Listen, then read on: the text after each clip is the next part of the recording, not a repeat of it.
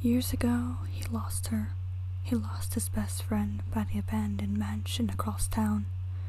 The police couldn't find out anything about her disappearance, mainly due to their refusal to go near the site. Some said the mansion was haunted, but he didn't care. After years of building up the courage, he finally made way to the mansion.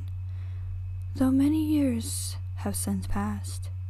10 years. Upon entering the mansion, he made note of it looking like a scene of a horror movie, and he was about to walk into a trap. The wood was broken and scattered all over the place, cobwebs covering every corner, and even shards of broken glass where antique mirrors were hanging. He thought it must have been a Victoria-era home. That was the word he felt described the place. Old Victorian, ancient and abandoned. The longer he spent inside the mansion, the more an eerie feeling gnawed at him. He was being watched by something, or someone. He shivered and found himself terrified, but he wouldn't let this deter him. He was to find clues on his missing friend.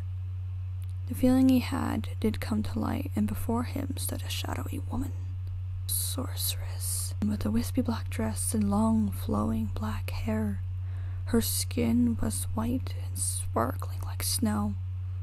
She warned him that if he kept going forward, his situation would become dire.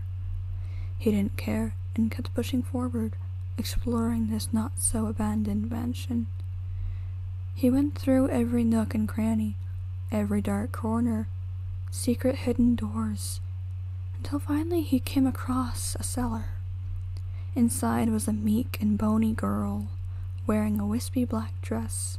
Her hair was tied up in a messy bun. As he approached her, he noticed her once dead eyes come to life. She recognized him. This was her. This was his missing friend. He tried to convince her to leave the mansion with him, but she refused. The air around her was tense and eerie, but instead of using force, he just sat down beside her and talked with her, stayed with her. She was quiet and spoke very little, but her weak smile warmed his heart. He stayed with her for days on end, talking every day and reminiscing about the past, until feelings greater than friendship blossomed. They fell in love. On one memorable evening, the two lovers lay upon a torn and tattered mattress, talking amongst each other softly.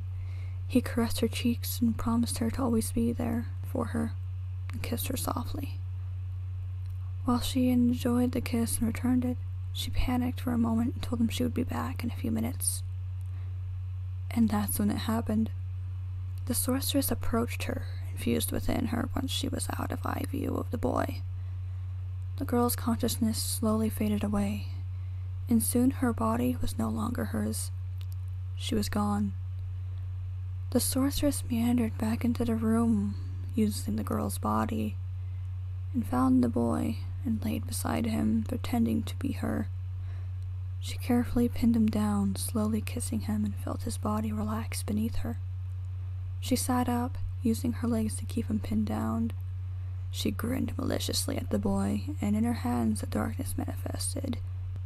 The darkness took the form of tendrils and shot into the boy's body, draining his life force.